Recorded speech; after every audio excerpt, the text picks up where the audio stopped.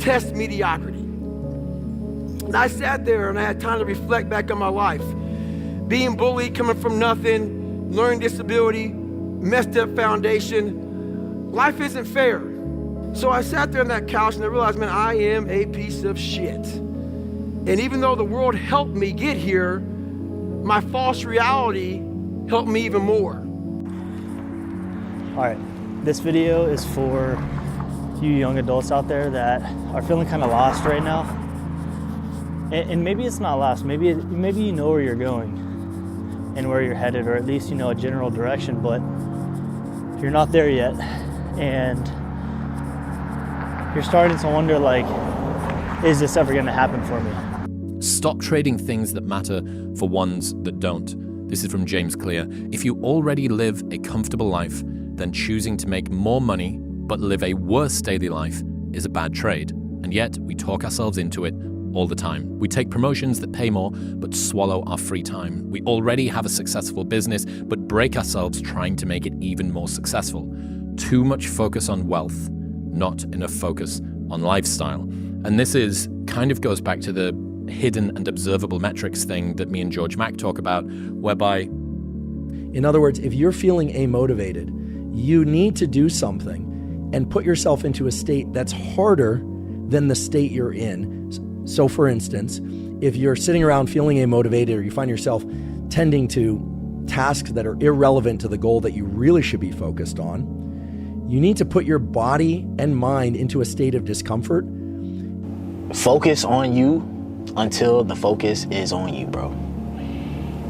I know that, we want the focus to be on us today, but if we put the focus on ourselves, like me, putting the focus on me, giving myself everything I need to be successful, giving myself everything I need to be competitive, giving myself everything I need to be the catch, to be the prize, that's what I'm gonna do. When you focus on doing that, fellas, and you don't pay no mind to nothing else outside of your control.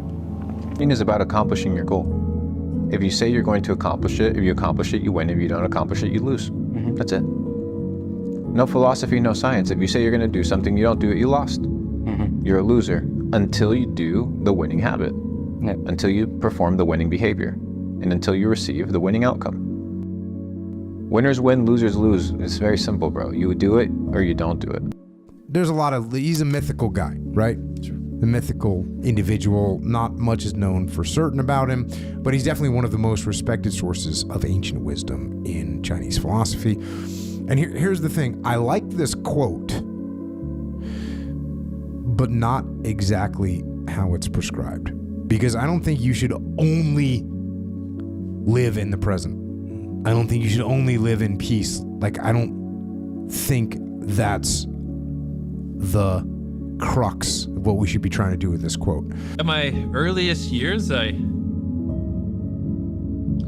just stubborn, man. I just never give up. I mean, there's no world where I ever would have quit. I mean, we're just jumping right into it. It's no intro or anything, just boom. That's how you hold people. When I was 11, I just said, I'm gonna be a YouTuber, I'm gonna die trying. And honestly, it feels like it was just in my DNA, in my bloodstream. My mom hated it growing up. We'd always argue, and she has this thing where, like, once Jimmy sets his mind to something, he just never stops. And it's all I knew.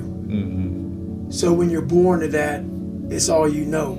You know something's not right, because in my mind, at a young kid, I could tell, man, the way I was processing things wasn't right. I mean, I suffered from severe toxic stress, and that was one of the big reasons why I started, I had a learning disability. My focus in life was way off. I was afraid. I was afraid of everything. And when you have that kind of foundation growing up, and that's where you start life at, is being beat, being abused, and also working all night at a skating rink, not going to school, and you have a guy who's an alcoholic. It's felt for me lately, and I don't necessarily think that that's a bad thing. I just think it means we're aware, We're aware of the current season of life we're in. And I think that's exactly what it is. It's just a season of life. That's something I think about a lot too. Like, people who have made it beyond where I've made it, have probably been through this season and thought the same exact things that I'm thinking right now. What is the point of success if there is no satisfaction in the succeeding? Which is why you should be very aware of envying successful humans, because the price that you would need to pay to be the people that you admire Became a way of living. So how I do every day is how I do every day. It's a discipline, it's a regimen, it was a choice I made. And the choice I made was, what are you willing to sacrifice and what are you willing to give up to find every bit of who you are as a human being? And I was willing to give everything to do that. You're not here to pursue happiness. It's not that experiencing happiness isn't something that you shouldn't want more than experiencing pain. Obviously, I'm going to want pleasure more than I want pain. It only makes sense. But life is a range of emotions. Yeah. To not want to experience something, one, is inevitable. But two, it's the fear of the pain that comes attached to that you don't want. When you understand that that's naturally a part of life, you embrace it and you navigate through it, because that's what life has to offer you. And the fact that you're alive and you get to experience it is the gift, whether it at the time seems enjoyable or not. the very successful, very impressive people that you admire, that lots of people look up to, that we all hold in high esteem, and look at what the internal texture of their mind's like. Look at what the day-to-day existence for them feels like. And what does it mean? How driven to do amazing, great, fantastical things are they?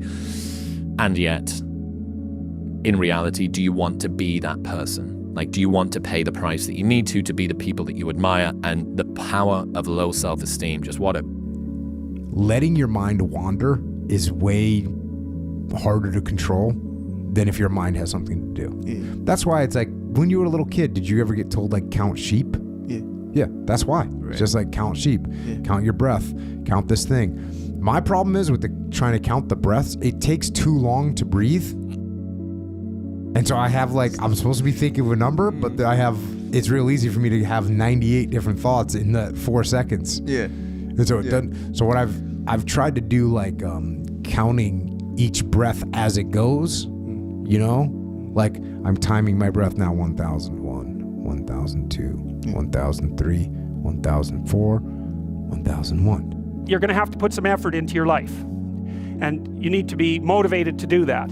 And so what are the potential sources of motivation? Well, you could think about them in the big five manner. You know, if you're extroverted, you want friends. If you're agreeable, you want an intimate relationship. If you're disagreeable, you want to win competitions. If you're open, you want to engage in creative activity. If you're high in neuroticism, you want security. Okay, so those are all sources of potential motivation that you could draw on, that you could tailor to your own, your own personality. But then there are dimensions that you want to consider your life across. And so we ask people about, well, if you could have your life the way you wanted it in 3 to 5 years, if you were taking care of yourself properly, what would you want from your friendships? What would you want from your intimate relationship? How would you like to structure your family? What do you want for your career? Well, how are you going to use your time outside of your job?